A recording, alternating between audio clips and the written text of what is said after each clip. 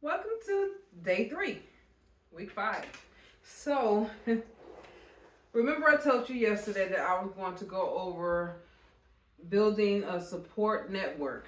So, I want to go into more details on that so that way you get an opportunity to do this the right way. Some people don't know how to build a support team. It's like, you tell me to get some trusted friend. Okay, I got my best friend, or I got, a coworker, somebody, but what else? Because a actual support network is more than just friends. There's organizations as well as legal counselors. So I want to talk about how you can put together this plan.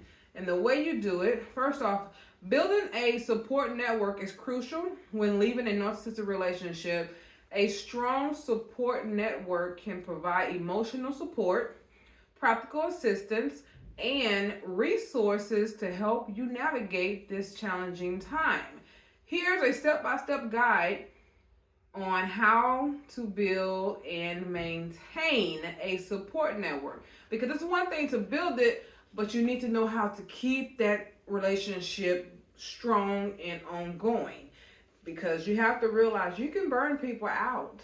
They can get burnt out with you. Even though they want to help you, they might be like, man, hold up. This is beginning to be a little too much for me. So I'm going to teach you how to not burn people out, okay? Get some water. Excuse me on that. Okay. First, you're going to identify potential supporters. Who could these people be? And the way you do that, you're going to reach out to identify friends and family members who are understanding, people who are non-judgmental and supportive to you. Reach out to them and share your situation. That's how you're going to know. You're going to test them first. You're going to do it by saying, hey, can I talk to you? And they're going to be like, yeah, what's up? Okay, what I'm about to tell you is confidential, so I can't have you tell it someone else. So please promise me that what I tell you, you're not going to tell anyone else. And they're going to say, I must tell you, if they give you this kind of like gesture, like they are unsure if they're going to keep that secret, they might not be that great of a person to use as your support. Because when a person is really, really, really not going to share a secret, they're going to automatically say, sure, I'm not going to tell it. You don't have to worry about me. I will keep it to myself.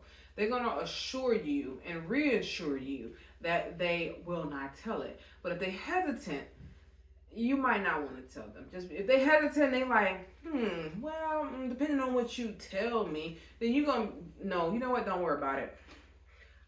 Thank you, though, but don't worry about it. Oh, no, tell me. No, that's okay. No. You're just not the one I got to tell this to. And then you move on until you find that person.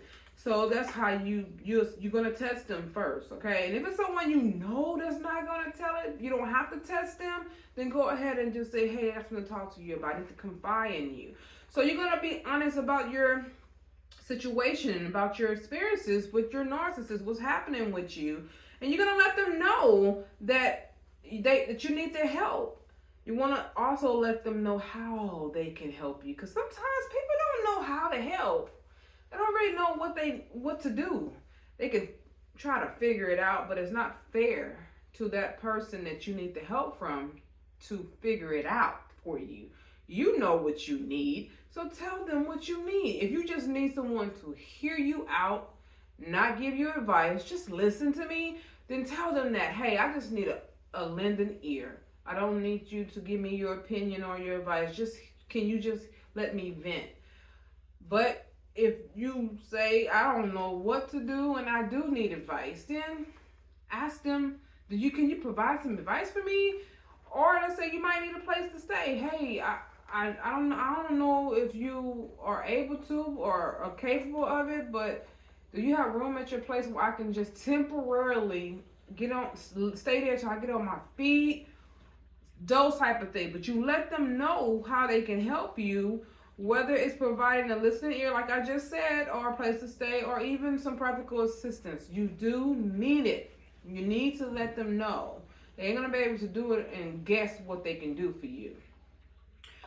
Your support group, local groups. You're going to look for local support groups for survivors of domestic violence and domestic abuse, or even narcissistic relationships. You will be surprised how many are out there.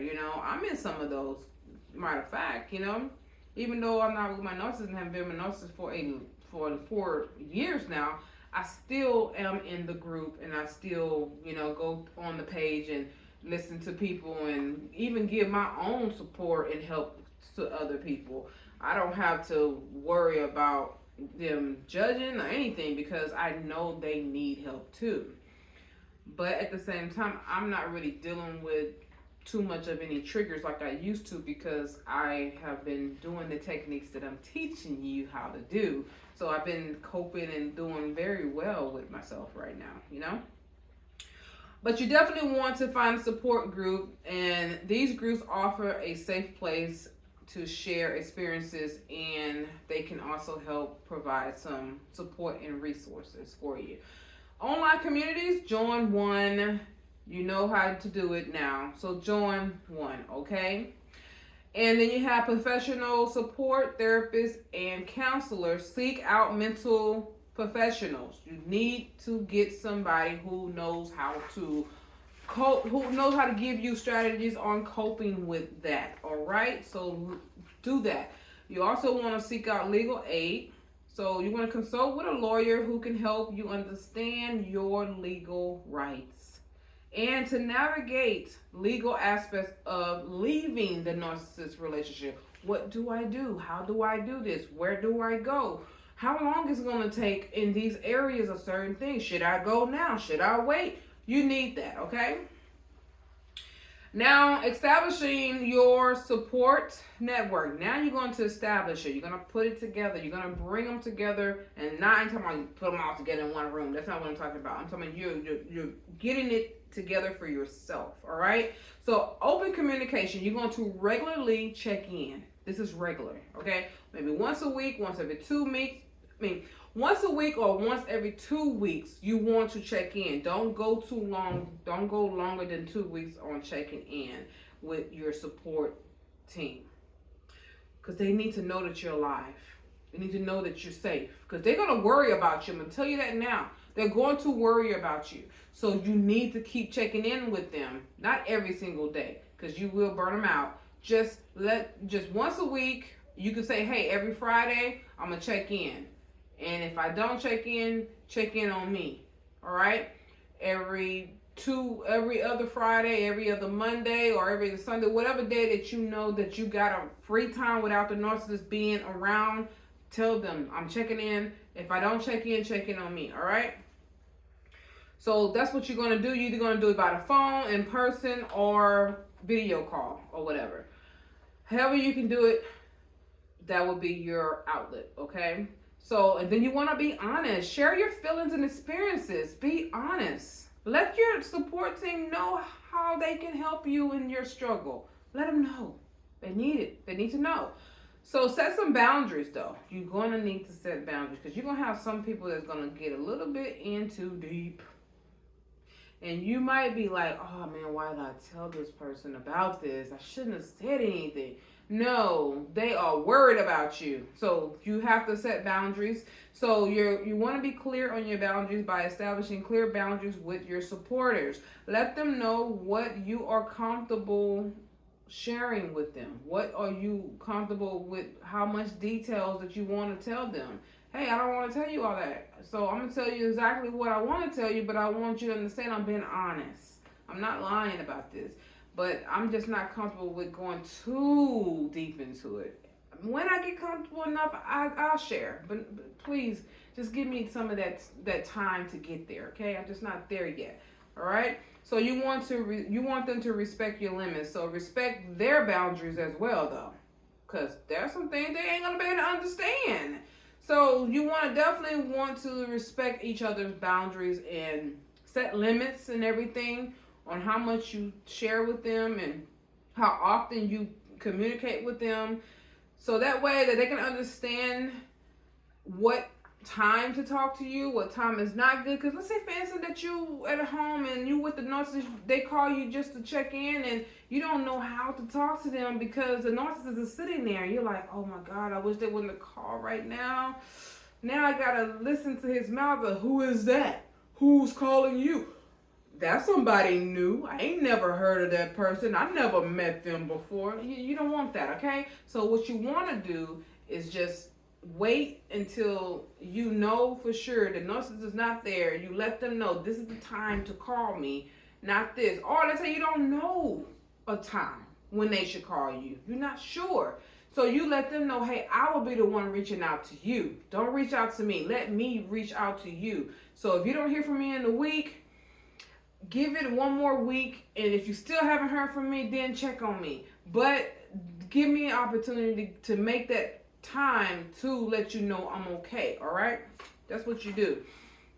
Now, let's continue. So you got to understand that sometimes your supporter is going to need time to process your situation and what's happening to you, and how they can actually help you. They might say to themselves, why is she reaching out to me? I can't help her. I got a situation of my own. I got my own problems to deal with. I can't do this. Then they will probably tell you, I can't do this. Respect that, okay? But let's say they might say, you know, I need some time to process. I'll get back to you and let you know if I can. But in the meantime, maybe you should call the police. Well, you'd be like, hey, I already did that. And then I'm just letting you know, you're going to hear some things that come from them. Don't be shocked when you hear it. Don't take it as a rejection. It's just them themselves might be going through something themselves. It could be as similar as yours, and they haven't shared it with anybody. So you definitely want to just be patient, okay? Be patient with them. Be patient with yourself. This is the reason why you want to have a diverse support team. So diversify your support, okay? Don't have all your eggs in one basket. You're gonna need multiple sources, all right? Rely on I can't even get the word out. I'm just gonna go ahead and let it go. So you're gonna rely on many different sources to avoid burnout. You don't want to burn people out. Any single person, you know what, one day they might just be like, I need a mental break from you.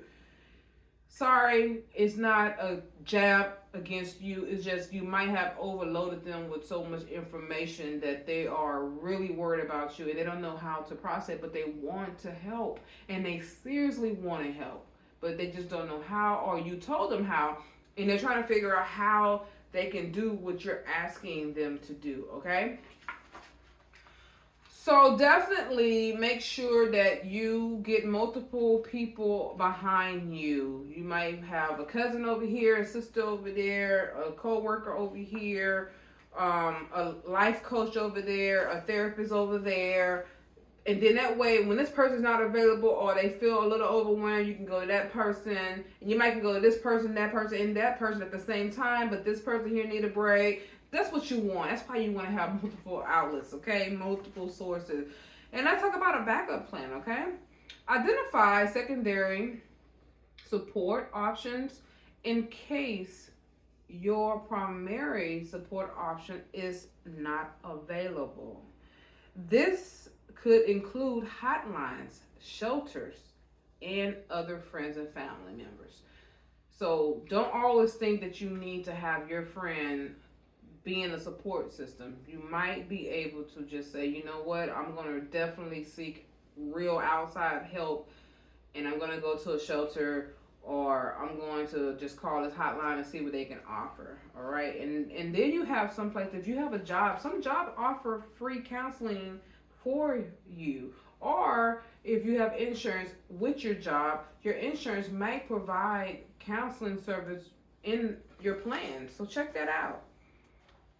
Definitely check that out.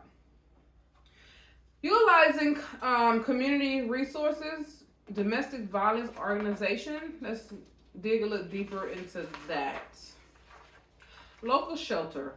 Find local shelter that offer temporary housing, counseling, and legal assistance. You want to find that type of shelter.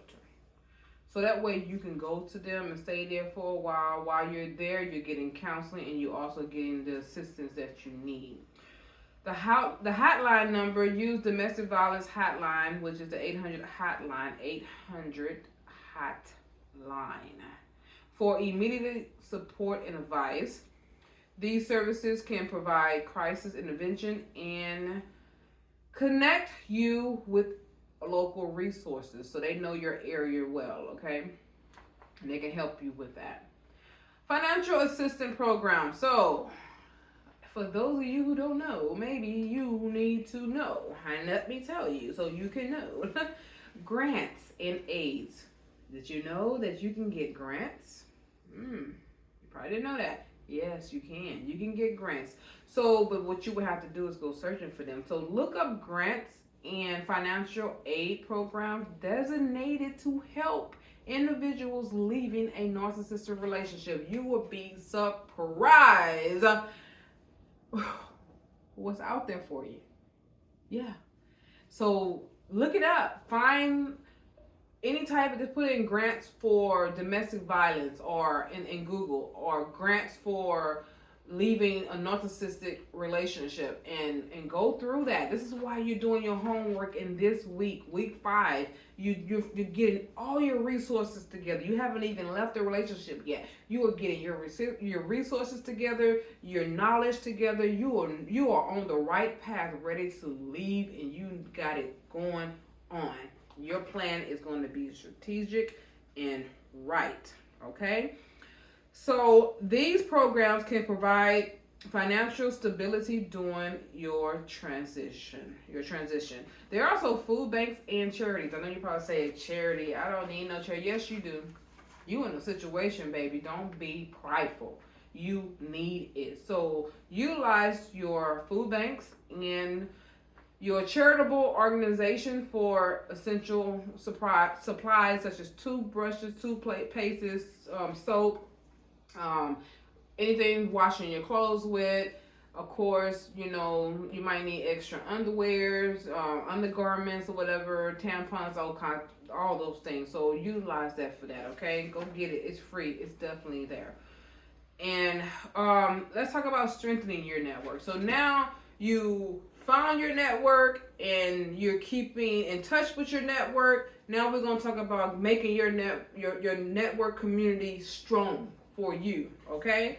So mutual support. Remember, it's not all about you. You gotta help. You gotta give some too. Give some to get some, and don't make it all about you, because then you become the narcissist, and you don't want that. So you want to definitely offer support to others in your network when possible. If you can't do it, you can't do it. But if you know you can help. If you got some information and you found somebody in your situation and they don't know what you know, let them know. Even if you find someone in your situation, you're like, hey, you know what? I'm taking this class. I want to tell you about this class. It's called Breaking the Spell, the ultimate escape plan from escaping from a narcissistic relationship. Is the instructor, her name is Alayla Carroll. She tells you exactly how to do it step by step. Right now, for the first 90 days, it's free. You want to get involved, just go on her website at imagingcoaching.com/challenges, and you can get signed up right away and get the same help that I'm getting. Help someone. Share. Sharing is caring, okay? Sharing is caring. So definitely share the information. Don't hold it all to yourself and be greedy. So you are supplying mutual support strength that's going to strengthen the relationship and build a sense of community. That's how you are going to strengthen your community. And participation. You want to engage actively in support groups and community activities. So don't just be in a support group there to read what they're saying and then you don't say anything to them and they don't even know you there. Engage. Let them know, hey, I'm here too, and I know exactly what you're going through because I'm going through it too, and Maybe we can be each other's support team, and if you having a hard time, reach out. You know, if I'm having a hard time, I can reach out. That's part of you strengthening your support team as well. You know, so what you want to do is continue to participate in your support group. And you want to also educate your supporters. Some of your supporters who you asking to support you and help you, they don't know what narcissistic is. They don't know. They don't have no clue what that is. So my book, this one here, Breaking the Spell, The Ultimate Escape Plan for Narcissistic Entanglements, is all about what narcissistic is. What is it? How to identify it. This book is a book that I wrote on my experiences, what I went through, as well as educating on exactly what it is and what to look out for, and knowing how before you even get in a relationship like that, or if you are in a relationship like that, to help you to understand why it's not safe to be in that type of relationship. And that's why it is so important to do that. You can pick this copy up on the website at imagingcoaching.com and go to where it says books. Click on it, and then you will see the book. All right? And that's where you can also purchase it. So definitely inform your supporters by providing your supporters with information about narcissistic abuse and its effects. Educating them can help them understand your situation better and offering more effective support for you. Resources, you want to also provide resources such as articles and, of course, the book, like I told you. Let them read it. And I already gave you the PDF copy. You can share that PDF copy if you would like to. I am okay with that, all right? It's already copyrighted, so they can't plagiarize it. So just go ahead and tell them, hey, I got the PDF copy of this one here. Not the course, but the actual information about what narcissistic is, okay? And then they will say, oh, okay, now I understand. Once they read it, now I understand how I can help you. Oh, okay, this is a serious thing. Wow, I didn't know it was that serious. I heard about narcissistic and narcissism, but I didn't know it was like that. Now they understand what you're really going through, okay? And even videos. You can even give them some of the videos on YouTube that I have already done. You can share some of that with them so they can say, oh, I see why they have to have the support team. They was encouraged to do this, okay? And you want to also maintain, and now let's talk about maintaining the support network. We already talked about building one. And we talked about, what else we talked about? We talked about building, which is identifying. You want to identify, right? Your support team, then establishing it. And then we talked about strengthening it. And now we're going to talk about maintaining it. How do you keep it going? Because people might think that, okay, well, it's been 5 months and she ain't left that relationship yet. I don't think she want to. I'm not going to be around for this. I'm keeping moving with my life.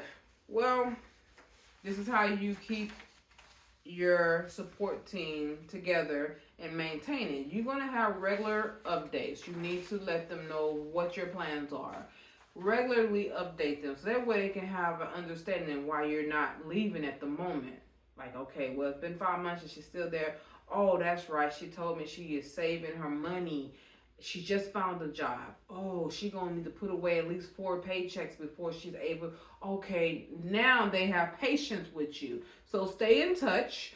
Keep your supporters updated on your progress and any changes in your situation. Okay, because you might have some changes they need to know.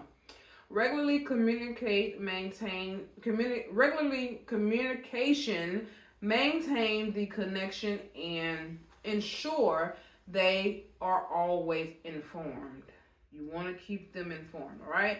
So express gratitude. You need to let them know that you appreciate them. Show them appreciation for your support, their support that you are receiving from them. They need to know that they're not just doing this and you're using them. No, you really appreciate their support. They need to feel it. They need to know it. So definitely show appreciation for the support you receive.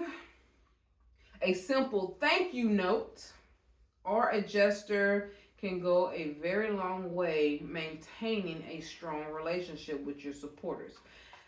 You also want to adapt as needed, because if you're still in a relationship and it's been 5 months and you didn't told them or whatever, they might start going through some changes themselves. They might say, I'm not gonna be able to keep having regular checkups every week. Can we change it to once a month now? And you probably like, I really do need this every 2 weeks, or I need it every. Can we do every 3 weeks or whatever? They might say no, it needs to be once a month. Well, be flexible, okay? You have to adapt as needed. You want to be flexible plans, and willing to adapt to your supporters' network and their changing needs. All right. It's a two-way street. I just want you to know that. It's a two-way street. So life circumstances and relationships, they will cause changes to happen. That's why it's so great to have a diverse team. Because when one person falls off, you still got the others, okay? And then you want to seek new resources. You might have to seek out another person who can help in this situation. So continuously seek out new resources and connection to expand and strengthen your support team. Don't just stop at 5 or at 6. You might need 10 or 11 or even 12 and 13 people that you have on your corner that can help you. I have people on my corner that I didn't even know those were on my corner. But when things went down, boy, they stepped in. I'm telling you, I was like, wow, I didn't even think they was going to help me. And they helped, man. So just letting you know, get that team together. So building a robust support team network involves identifying trusted individuals. You must be able to trust them.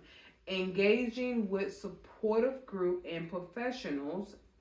You want to make sure that your community is good for resources, that maybe they got some things that they can help you with, and maintain a strong, healthy communication with them, and keep the relationship open to your supporters. And I'm talking about be transparent. They need to know the truth, all right? If you decide to not leave, they need to know that too. I decided to stay with him. We're going to work it out. We're going to go to counseling together. And he promised he ain't going to do this no more. Which that's a lie. But at least you telling your supporters what's going on. And they can be expecting that you're not planning on leaving. That you're literally going to try to make this work again. Okay. But when they hear you say it, they're going to be like, she'll be back. Yep, let me just keep my phone line open. And then you might even have some supporters who are strong in their prayer life, and they can pray for you, okay? Because prayer works. Don't let anybody tell you it don't, it does. And so you want to also remember that diversity and well-maintaining support network is crucial. It's crucial for your mental and your practical well-being, as well as to help you navigate any challenging times when you are planning this strategy to lead the narcissistic relationship. So seek help proactively. Be proactive, okay? And don't hesitate to reach out to multiple sources to ensure you have the support you need. This does end today's session. Don't forget to do the homework. Now, what I want to tell you about next week, week 6, you cannot move on to week 6 until you have made up your mind that you are leaving. Week 6 won't work for you. If you're still in the relationship with the narcissist, whether y'all live together or y'all don't live together, but y'all still claim to be a couple in a relationship together. Y'all still claiming to be together. Week 6, week 7, week 8, 9, 10, 11, and 12, and 13 will not work for you. This will be your stopping point right now. But if you say, okay, I'm ready to leave, I am leaving, I'm so leaving, I'm done, it's over. I've already got all my homework done from week 1, 2, 3, 4, and now this is 5. I'm going to do week 5's assignment, and I got that in place. And it's good, even if week 5 take you 4 weeks to do, or even if week 5 take you 4 months to do, it doesn't matter. Don't move on to week 6 until you have left that relationship. No, take that back. Until you are ready to implement breaking the relationship off. Because I'm going to teach you the steps to take on separating.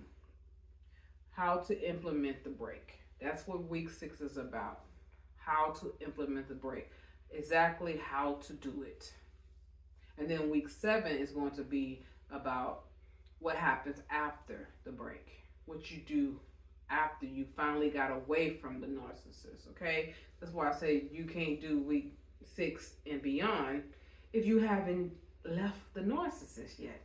Or if the narcissist haven't left you. Because sometimes the narcissist will leave you and you got a chance to never let them come back.